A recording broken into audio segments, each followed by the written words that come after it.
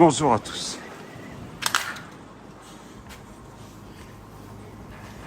Un vélo chaussures, s'il vous plaît, pour cette exploration au Japon. Alors je suis rentré, pourquoi? Parce qu'il y a eu un vent énorme. Et on n'entendra rien parce que j'ai pas pris l'équipement contre les vents. Eh bien, une exploration classique, si je puis dire. Pourquoi elle est classique? C'est le Japon abandonné à 2 heures donc de la ville de Tokyo. Alors oui, ça a beaucoup d'importance. Vous allez voir pourquoi. Et vous allez vous rendre compte que la crise des années 80 a achevé cette ville. On l'a oublié, mais il y a eu une crise dans les années 80 qui a mis le Japon un peu à patraque, on va dire. Alors, avant toute chose, pensez à vous abonner sur ma chaîne Urbex Clément. Pensez également sur Instagram, abandonnette.urbex.org.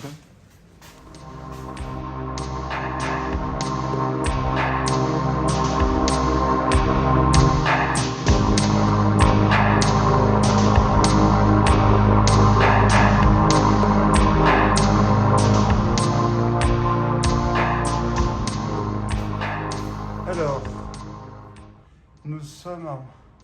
Je regarde l'année, je ne trouve pas... À 1999. 1999, ça fait 26 ans que c'est abandonné. 26 ans. 26 ans. Il faut que je vous parle quand même avant toute chose de la période Meiji et la période Edo. Ah oui, c'est très important parce que pour comprendre cela. 1868, ils avaient une, on va dire, une forme de parler, le shogunat tombe. On passe à l'empereur, dont on ne peut pas dire le nom, prend le pouvoir impérial. Alors c'est la fin de ce qu'on appelle du shogunat. Qui avait remis en place tout le système féodal, j'y reviendrai après. Une constitution est mise en place, c'est une monarchie constitutionnelle. Alors ça, le Meiji va être si je puis dire, le Japon moderne qui va faire une ouverture sur le monde, qui était complètement fermé par rapport à l'autre période. Et c'est cette période qui va nous intéresser, cette ouverture. Pourquoi? Parce qu'en 1927, le premier train, la ligne de train est ouverte pour venir ici à Kinugawa, la vallée de Seine-Yakusa. Et alors du coup, ce qui fait que les tokyoptistes, si je puis dire, ont pu venir en villégiature les week-ends passés ici dans les enseignes. Mais pourquoi c'était un lieu sacré? Parce qu'à côté, vous avez tout ça, ce qu'on appelle vous avez un Nikko sacré qui était fermé sous la période Edo, qui était réservé on va dire aux nobles évidemment, ainsi que tous les gens qui faisaient les religieux, qui faisaient les pèlerinages pour aller à Nikko.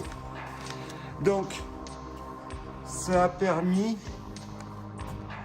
l'ouverture du tourisme, du premier tourisme japonais. 1980, nous avons une crise. Une crise qui s'abat sur le Japon. Tenez, alors là, les enfants, je vais faire censurer par Facebook.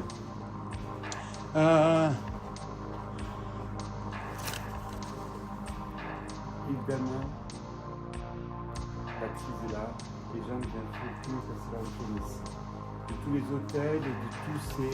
Alors il n'y a pas que des hôtels, vous avez beaucoup de ce qu'on appelle de communautés, alors je cherche le nom, des ryokan. Ce sont un peu des hébergements, alors peut-être pas de premier prix, mais des hébergements qui abordables. Souvent, c'est où je dors quand je suis au Japon. C'est exactement ce qu'on est en train de visiter. Ma problématique, tenez, vous avez les chaises. Ici, ils ont tout stocké, les chaises et les petites tables. Ma problématique ici, je n'arrive pas à savoir si c'était pour des locaux, si c'était pour un ryokan. J'ai du mal à dissocier, ma culture japonaise n'était pas suffisante. Voilà, donc vous avez l'historique du Japon, simplifié évidemment. J'ai fait une page d'histoire. Le Japon, j'ai un peu étudié de manière sommaire parce que le Japon, on a 30 ans. Et on a vu, on a fait que c'est en faisant quelques UV partiels à la fin qu'on peut connaître le Japon. Voilà, allez.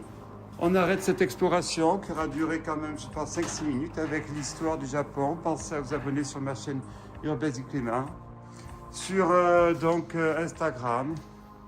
Et plus plein de bonnes choses, pensez à liker la vidéo. Merci.